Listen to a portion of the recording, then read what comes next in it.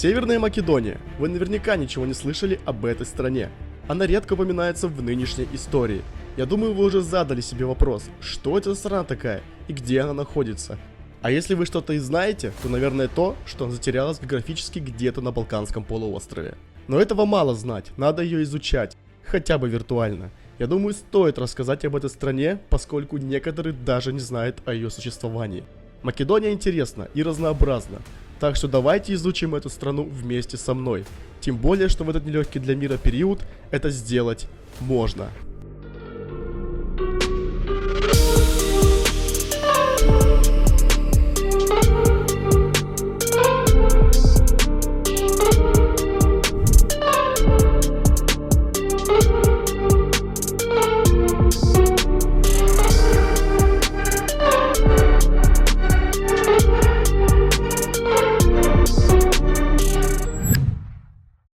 Для начала анонс.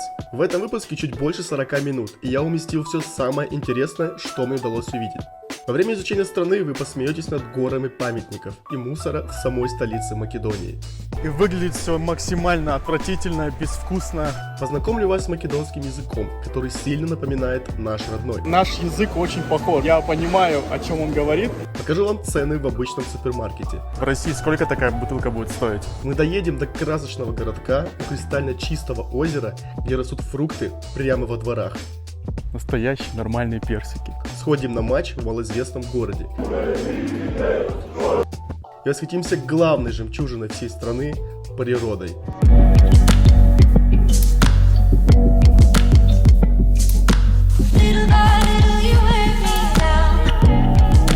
Так что заваривайте чаек, ну или что там у вас под рукой, и давайте погружаться в путешествие вместе со мной.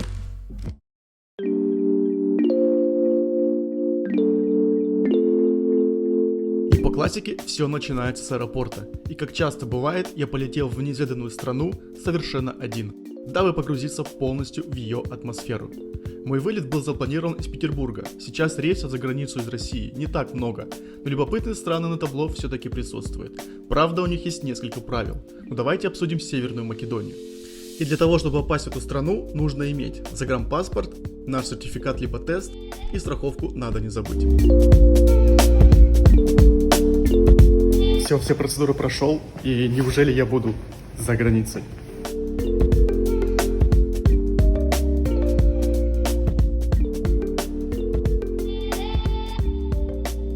Желающих исследовать Македонию не так много, самолет был полупустой, лететь всего около 3 часов, билет не обошелся в 12 500 рублей.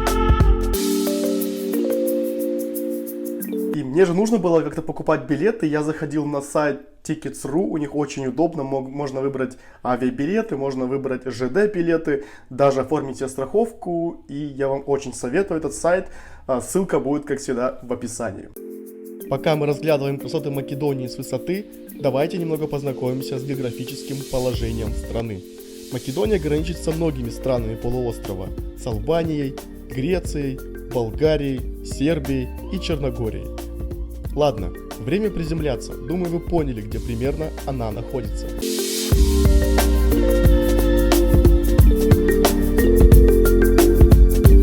Ну, наконец-то, долгожданная заграница.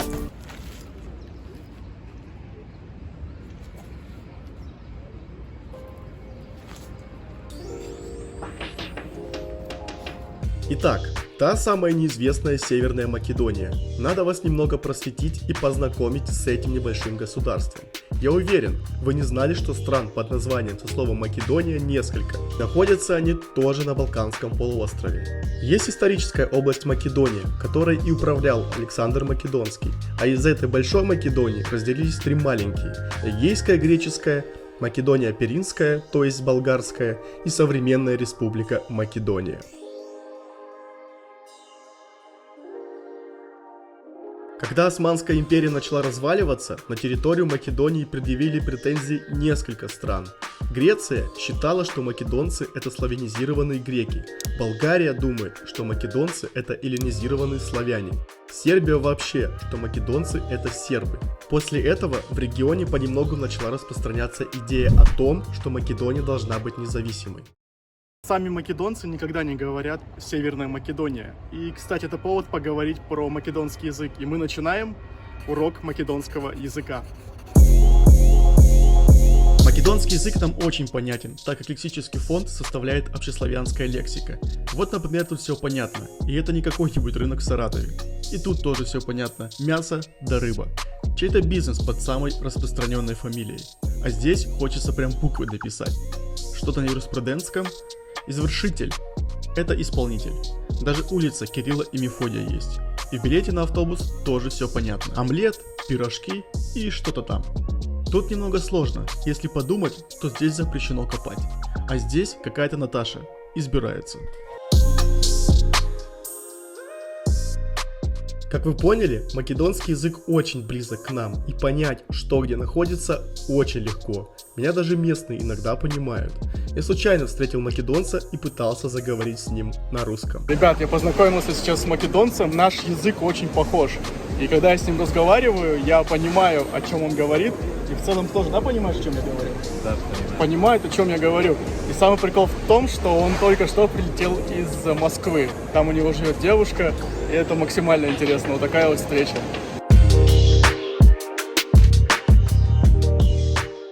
Сейчас нелегкое время для путешествий, но чуть легче, чем, скажем, год назад. Но некоторые неудобства все-таки нужно терпеть. Например, банки в Македонии работают до 3 или 5 часов вечера. Может быть, так было и всегда, но это дико неудобно. Сказать так, что если вы без QR-кода либо теста, то вы вообще никуда не попадете, потому что в любой торговый центр, в любой банк спрашивают QR-код. И здесь с этими ограничениями гораздо сложнее, чем в России. И это прям факт. Раз я в торговом центре, то нужно обязательно зайти в большой супермаркет. Ведь все же нам интересно, что там за продукты и за какую цену. Здесь продукты не сильно отличаются. В основном они произведены и привезены из Сербии. В Северной Македонии валюта под названием динары. Все нужно умножать примерно на 1,3. Кстати, у меня есть для вас хорошая новость. И знаете, что меня больше всего радует, так это цены. Цены здесь примерно так же, как и в России. И даже бывает где-то дешевле. И это очень классно. Вот, к примеру, возьмем воду. Такая вот вода, литрушка, стоит 20 динар. Это примерно около 30 рублей. И вот скажите мне, в России сколько такая бутылка будет стоить? Я вчера брал точно такую же воду, не газированная. Она стоит 12 динар. Это примерно рублей 16. Блин, классно. На самом деле за такую цену, типа, нормальная цена. И хочу вам сказать так, что в какой-нибудь Праге такая бутылочка стоила бы примерно евро. Это рублей 80. Кстати, вот еще и пиво. Ну, пиво и есть пиво. Она стоит примерно так же, как и у нас. Всего 71 рубль. А картошка 46 рублей за килограмм.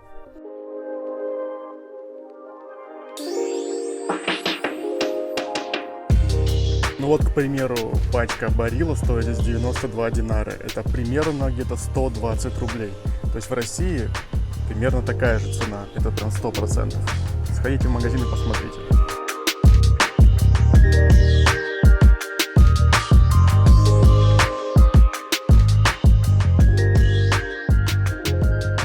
Если честно, я так скучал по Европе, потому что ты приходишь в какой-нибудь магазин, и здесь просто огромный выбор товара, которого нет в России. И это максимально интересно.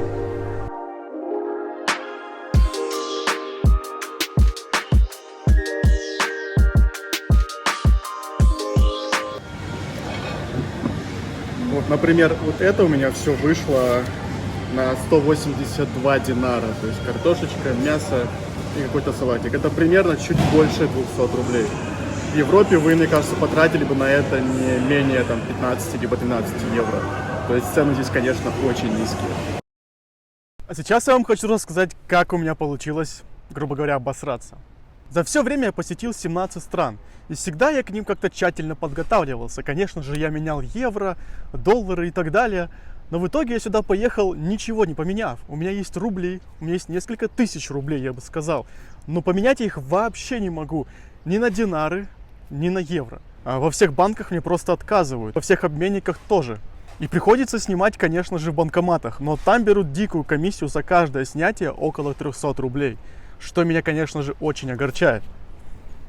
Но в целом везде, в ресторанах, в кафешках, в супермаркетах здесь можно платить картой. Ребят, в общем, никогда не допускайте моих тупых, глупых ошибок и меняйте деньги при выезде из своей страны. А теперь нужно вас знакомить со столицей Македонии. Хоть это и не самое приятное удовольствие, но все-таки это интересно. Город Скопье, думаю, это самая ужасная и безобразная столица Европы, которую я видел. Такое ощущение, что дали ребенку фломастеры и сказали: рисуй все, что ты захочешь, а мы сделаем так, как ты нарисуешь. Вот так и получилась столица Северной Македонии Скопье. У столицы Македонии нелегкая судьба. Этот город разрушался не раз. Во всем виноваты землетрясения, пожары, войны. Последнее землетрясение было в 1963 году, совсем недавно. На протяжении многих лет его заново отстраивали. Скопье потеряло практически всю историческую застройку, но восстановить ее никто не решился. В итоге сейчас мы наблюдаем никчемные пустующие дворцы, горы памятников, фонтанов, музеев. Да, судьба и история этого города не очень-то и простая, и в принципе это все откликается на городе и что здесь происходит.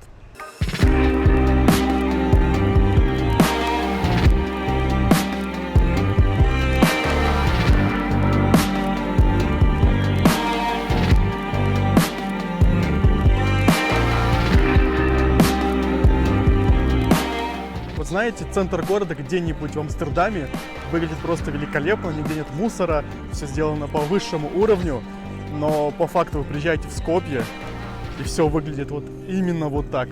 Какие-то недостроенные здания, которые строятся, мне кажется, уже не один год. Поналеплены непонятные какие-то объявления везде, слева находятся какие-то непонятные ларьки, какие-то полузакрытые, вообще полная дичь. И, соответственно, вот центр. То есть вот этот воин на коне, а вот, пожалуйста, казино, и это же Марриотт, и все тому подобное. И выглядит все максимально отвратительно, безвкусно. Но приходится ругать, и как еще говорить, я не могу назвать это красотой. Вот реально, я побывал во многих городах Европы, и назвать вот это все красотой я не могу, честно. Кстати, да, надо же немного рассказать о главной достопримечательности Скопье. Позади меня находятся памятники. Наверняка вы уже думаете, что этот памятник Александру Македонскому.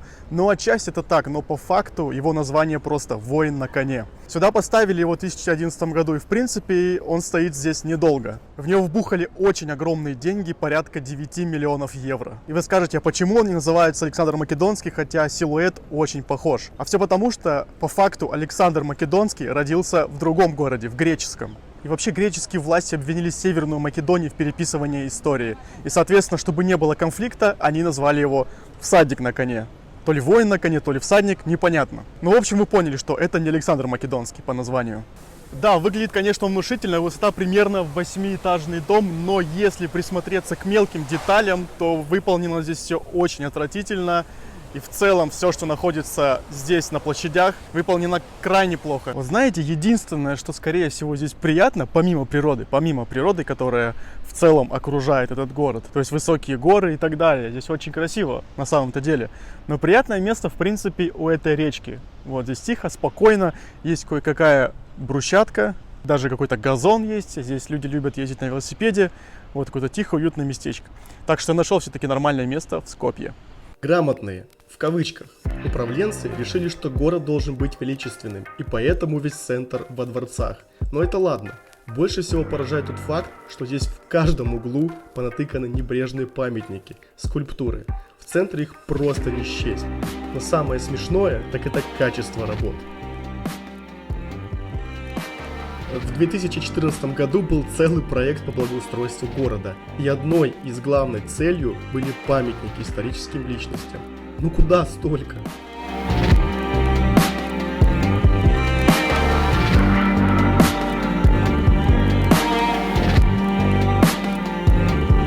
Друзья, у меня есть для вас шутка. Смотрите, вы пишете своему другу: давай встретимся где-нибудь в центре. Он спрашивает, где, а я говорю, у памятника.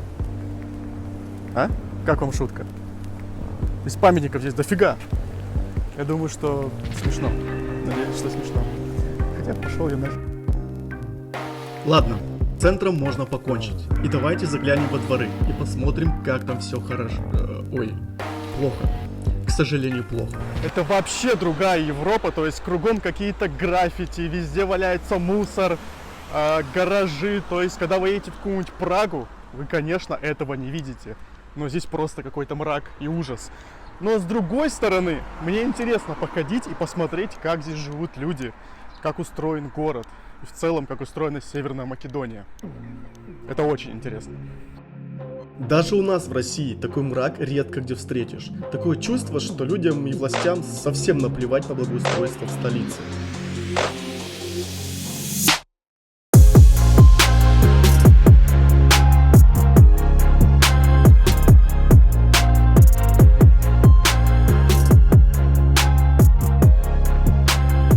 Валяется мусор, да и хрен с ним. А здесь можно подъезд расписать, как тебе угодно, и никто тебе ничего не скажет.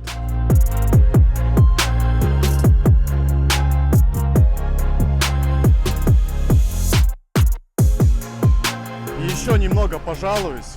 Водители здесь очень грубые и постоянно не пропускают меня на пешеходе. Я не понимаю, вроде как бы Европа. Это не Азербайджан, это не Грузия, где там вообще практически не пропускают тебя. И это очень подозрительно и странно. Друзья, скажу вам сразу, что я никакой не урбанист, я поверхностно знаю какие-то мелочи, но не рассказать про Скопье и как выглядят дворы, как выглядят улицы я просто не могу, потому что это жесть. Такой Европы я нигде не видел, это точно. И скажу так, что во многих городах России гораздо лучше, чем здесь. Смотрите теперь, какая у меня есть штука. Это DJI Mobile 6. Теперь у меня будут видосы гораздо лучше, будут лучше стабилизированы. А покупал я его в Ситилинке, кстати. У них сейчас идет распродажа даже до Черной Пятницы. И некоторые товары можно купить со скидкой до 70%. И, по-моему, это очень выгодно. И, как обычно, ссылка будет в описании. О, а вот и величественно стоит крепость над Скопье. И, конечно же, нужно к ней подобраться. Достопримечательность все-таки. Да и хочется прикоснуться к чему-нибудь историческому. Итак, это крепость Скопье, или по-другому крепость Кали. Здесь даже жили древнейшие поселения в 4 веке до нашей эры. Кали превращается в центр Скопья на рубеже 5-6 веков, в период правления болгарского царя Самуила. Он, кстати, тоже популярный чел здесь был. При нем город был окружен стенами, построенными по передовым технологиям. В конце 11 века город несколько раз удерживали норманы, в подтверждение чего на раскопках Кали был обнаружен специфический лук викингов. И знаете, как в детстве говорил, а хотите прикол? Это все новодел, можно сказать, а вот именно историческая какая-то ценность, ее практически здесь нет. При входе нарисовался охранник, который мне и указал на эти развалины. This man, 6th century, 1500 годин ова. Старо. В общем, тот охранник сказал, что в принципе вот это вот старое, а это уже все новое. Ну, конечно же, это какой-то новодел, и от старого здесь осталось немного, потому что вы же помните, что были постоянно какие-то землетрясения, это никуда не делось. А именно это уже раскопки, то есть настоящие старые раскопки. В общем, гуляешь тут и не чувствуется здесь этой эпохи. Ну уж совсем. Но есть кое-какие раскопки, но все они какие-то поросшие.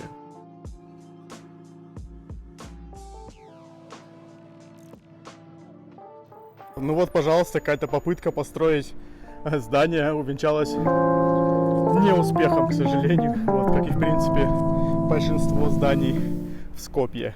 Если судить по моему опыту путешествия, то в таких местах всегда огромное количество людей. Но сейчас их практически нет. Не знаю, скорее всего из-за того, что Северную Македонию мало кто посещает, либо из-за, сами знаете, каких ограничений. В этом и есть плюс путешествия, когда есть ограничения, что очень мало туристов. Но я турист, и я здесь есть. А это самая высокая точка на этой крепости. И посмотрите, какой фантастический здесь вид.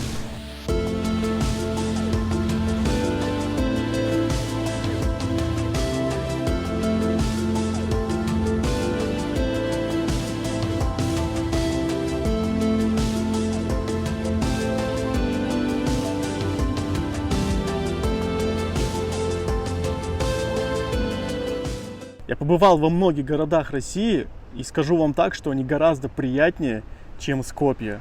такого количества мусора я не видел нигде. Ни в одном городе Европы, даже в Италии. Хотя Италия является далеко не эталоном европейских городов. И даже в наших городах есть какая-то идентичность. А здесь ты гуляешь, просто все поналеплено. Разные дома, разная архитектура. И такое ощущение, как будто просто какому-то ребенку это дали, и он начал рисовать, и по этому чертежу все, соответственно, и делали. Да, я понимаю, что окраины города могут выглядеть реально плохо, как бы и в России тоже не выглядит отвратительно, вроде бы и центр где-нибудь, не знаю, в Обскове выглядит более-менее приятно. Но здесь центр города Скопье, просто отвратителен. Реально, здесь просто куча памятников, куча непонятной архитектуры, кругом разрисованные граффити, и вообще не важно, где это находится. Могут просто на каком-нибудь постаменте нарисовать какое-то непонятное, некрасивое граффити, либо лозунг, и все. И это считается нормальным. На самом деле грустно, но очень интересно изучать такие города. Реально очень интересно. Но нужно теперь ехать дальше, а дальше будет город гораздо приятнее, чем Скопье. Наконец-то пришло время отсюда уезжать в более яркий городок, который находится в 3 часах езды. Я купил билет, сел в автобус, и сразу мне послышалось что-то родное. Все люди в автобусе были русские. В данный период это большая редкость. Пока мы едем, предлагаю прослушать небольшую информацию. За окном часто можно увидеть мечети, так как 33% страны исповедуют ислам.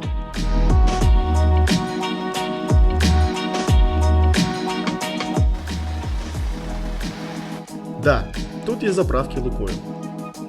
Природа в этой стране невероятной красоты. 80% состоит из гор и холмов, а это повод насладиться красотой.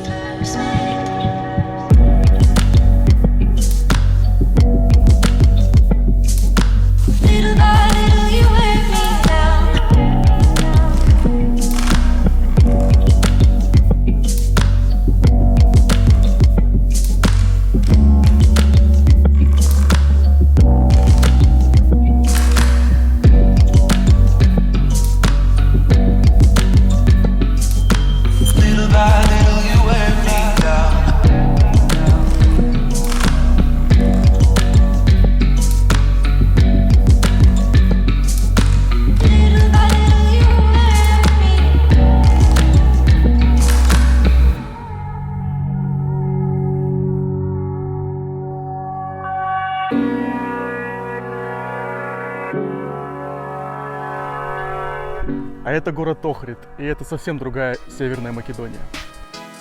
Охрид – настоящая сказка на берегу потрясающего озера.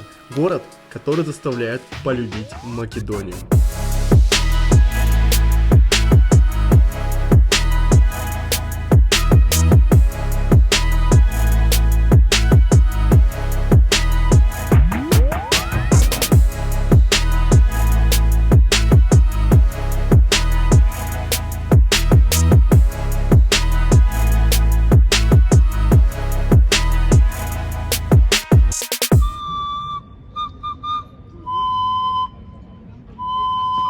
Я уверен, что 90% из вас не знали об этом городе, и это совершенно нормально.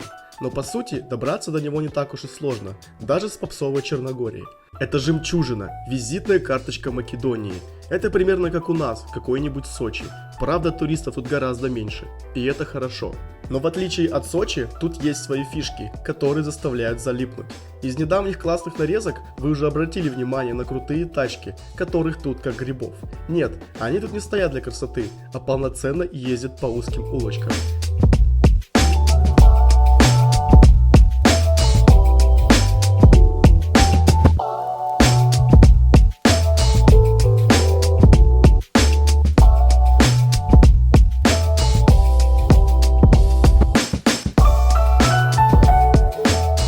Еще в югославские времена сербы любили выпускать марку под названием «Застава». Соответственно, они и разошлись по восточному рынку Европы.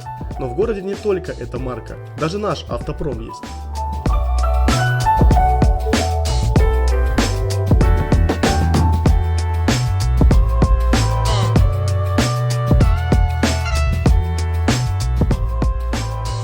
В основном город усеян частными домиками, никаких высоток, черепичные крыши, да и вся эта прелесть. В один из них заселился и я. И да, нужно еще поговорить о ценах. Я уже показывал вам, насколько низкие цены в продуктовом магазине, а сейчас я вам хочу рассказать немножко про жилье. Хостел, который я снимал в Скопье, стоил всего 500 рублей. А это я снял гостевой номер, который стоит 2837 рублей. Наверняка вы подумали, что я снял на сутки. Нет, это 2737 рублей за 2 ночи. Представляете, насколько низкие цены. И опять же, где-нибудь в Праге вы такие цены никогда не найдете. Да, цены, конечно, интересны, но давайте уже окунемся в этот замечательный город, в котором я сейчас нахожусь, под названием Охрид. Охрид — это крошечный городишко, но он цепляет с первых минут. В отличие от Скопья, здесь есть своя атмосфера. Хочется забраться на вершину небольшого холма и созерцать бескрайние просторы Охридского озера.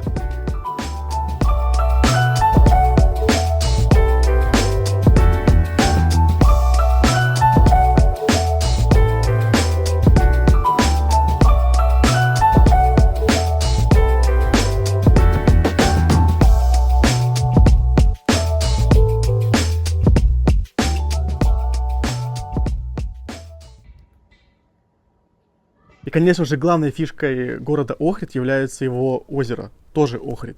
Оно занесено в список ЮНЕСКО, и оно прям максимально чистое, то есть я, в принципе, везде дно вижу. И все потому, что, скорее всего, местные сюда отходов вообще не выливают, и поэтому здесь очень чисто. И, конечно же, сюда не заходят никакие корабли, теплоходы и так далее. Да и вообще, в целом, это фантастическое место на самом деле, такой прекрасный город у такого замечательного озера. Достопримечательности в Охриде, как и во всей стране, можно по пальцам пересчитать, но пропустить очередной суперстаринный амфитеатр я все-таки не смог. А это Охридский древний античный театр. Был построен примерно во 2 или во 3 веке, пока еще не определились. Здесь также были гладиаторские бои, в принципе, как и в Колизее в Риме. Вот, проходили различные казни в том числе. Ну, сейчас, конечно же, здесь проходят концерты, различные мероприятия. И скажу вам честно, что прикольно побродить по такому месту, потому что здесь место такое не попсовое, вот, людей здесь мало, особенно сейчас, в том числе и туристов. И да, говорят, что здесь давно не было никаких представлений. Мне кажется, нужно его устроить для самого себя.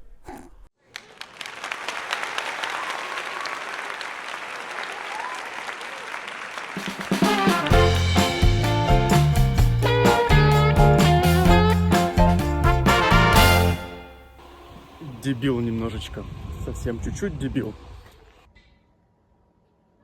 Это очередная достопримечательность, церковь 15 века, но ничто не сравнится с тем, какой здесь вид.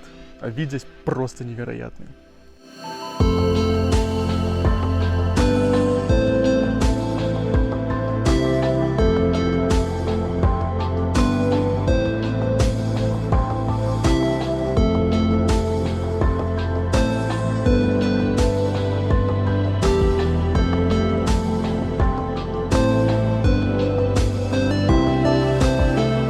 Эх, да, сейчас бы, конечно, полетать здесь дроном, но у меня нет дрона. I have no money, к сожалению. Кстати, я снимаю только на iPhone 11. И вы должны просто обязаны поставить лайк и подписаться на канал. Без этого никак, ребят, потому что я стараюсь, это огромный выпуск.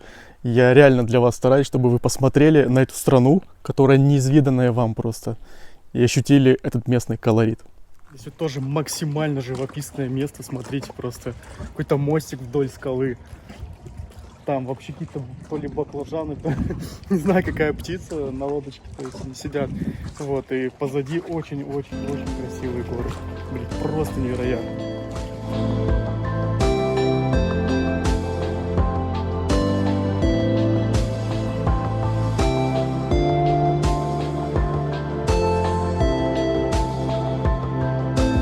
Не могу привыкнуть, вот я хожу просто по какому-то двору, и здесь растут персики, настоящие нормальные персики.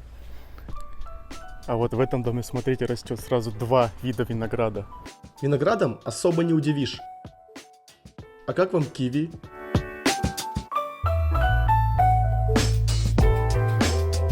Инжир? Гранат? В этом городе полно всяких классных штуковин, растущих во дворах. Сам центр Охрида ничем не впечатляет. Дешевые магазины, казино, пара мечетей, обменники и так далее. В общем, все то, на чем можно нажиться на туристах. И это нормально. Город фактически так и существует.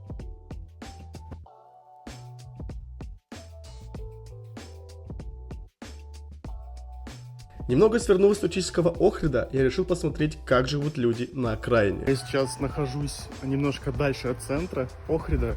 Вот, и здесь жизнь совсем другая, здесь какая-то бедность, везде какая-то разруха. Вот, и уже нет того пряничного города, который мы видели только что. Но это интересно.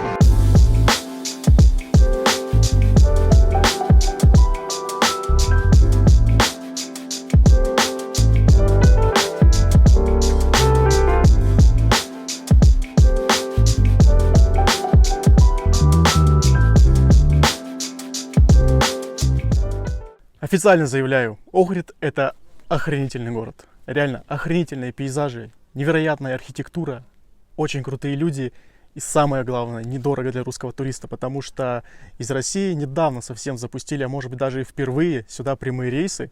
Мне кажется, многие про эту страну вообще даже не знали, и про этот город тоже, Охрид, тоже не знали. Но это реально, это Балканы, это Балканы, и здесь реально очень красиво. В той стороне недалеко уже Греция. Вот, а здесь находится Северная Македония. Так что обязательно приедьте в Охрид. Это прям вот галочка вот такая. Обязательно, ребят.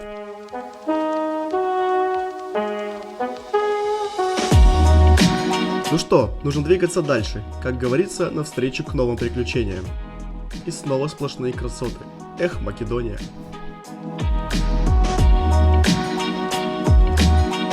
Следующим городом на моем пути стала Битола. Вот тут интересно, потому что о нем мало что известно в самой Македонии. Все идут то в Охрид, то в Скопье. Если честно, я вообще не понимаю, куда попал и что здесь делать. Но я думаю, что город будет максимально интересным, так что давайте его посмотрим.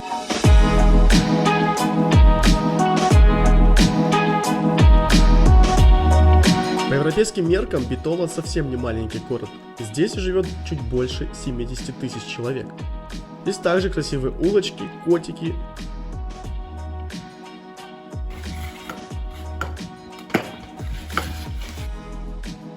Как только я добрался до хостела, вдруг услышал громкие выкрики. Оказывается, это были фанаты. Мне стало интересно, проберусь ли я на матч.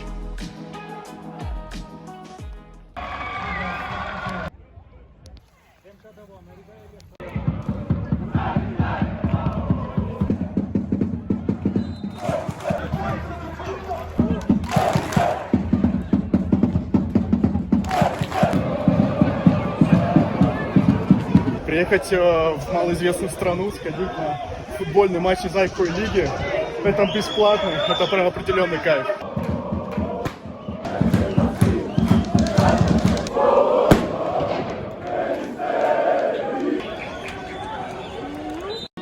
Битоль попахивает духом тех времен, и неудивительно, что тут много скучных обшарпанных панелек, которые были построены еще при Югославии.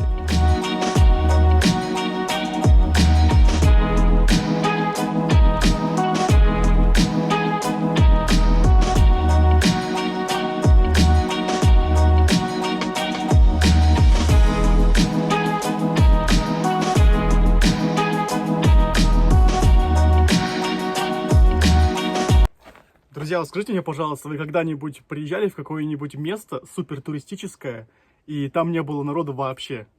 И вот я приехал сюда, здесь город 2 века до нашей эры, тут туристов вообще нету, я гуляю просто один. Это какая-то фантастика. И это доказывает, что все-таки Северная Македония еще не попсовое место для туристов. Гераклея Линкестис. Так называется город, который был основан всего лишь в 4 веке до нашей эры. Нет, его не основал Александр Македонский, ведь он правил чуть позже. Отец Александра Филипп назвал и построил этот город в честь Геракла.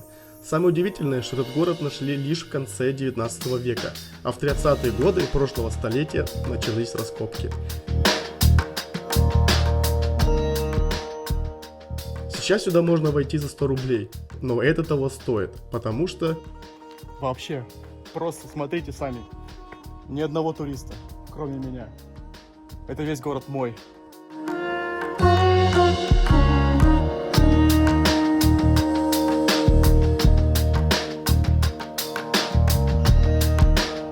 Самое удивительное — это мозаики. Представляете, они сохранились с тех времен, когда еще нашей эры и вовсе не было.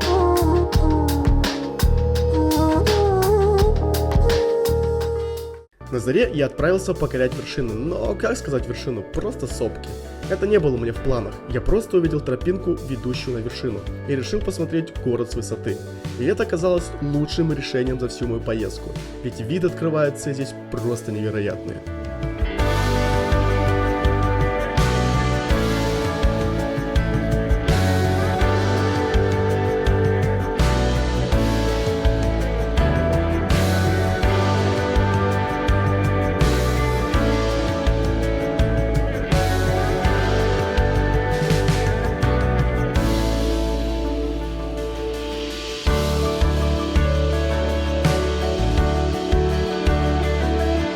Нечем здесь хвастаться, якобы я покорил вершину. Здесь не так высоко, и мне почему-то напоминает это Приморский край. Я думаю, вы все сами видите, потому что здесь фантастическая природа, и это Северная Македония. И кто бы мог подумать, что именно здесь так красиво. Я, допустим, точно не знал, и для меня эта страна вообще, в принципе, открытие. И если вы любитель такого отдыха, то приезжайте именно сюда. Здесь вам очень понравится, 100%.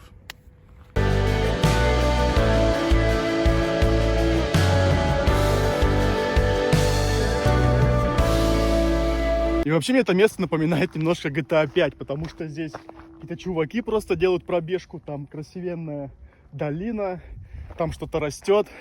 В общем, замечательная, в общем, природа здесь невероятная, просто великолепная. Ну правда, как будто я где-нибудь в Калифорнии. Здесь много бегунов, есть кто-то просто гуляет, а это путешественники, как и я.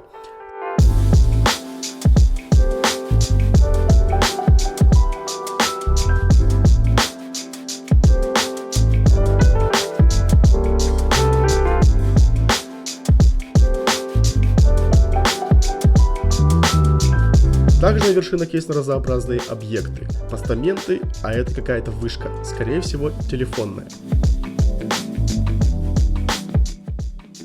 А это, возможно, следы войны. Но самое впечатляющее здесь — это разрушенные здания. И как любому любопытному человеку, мне стало интересно, что там внутри. Но по факту здесь не оказалось ничего особенного, но радует, что в этих домиках не валяются горы мусора. И никто сюда не ходит в туалет. Думаю, здесь можно вспомнить Россию. А здесь легко можно обнаружить какие-то заброшенные здания посреди вот этих гор.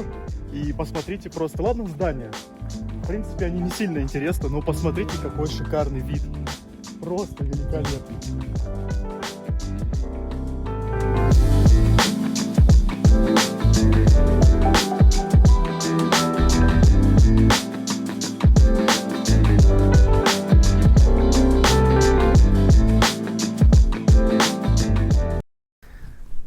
Ну что ж, вот и закончилось мое 7-дневное путешествие по этой невероятно красивой стране Северная Македония. И скажу вам так, что по факту здесь очень интересно, потому что я ездил по многим странам Европы, именно которые заключены в Европейский Союз.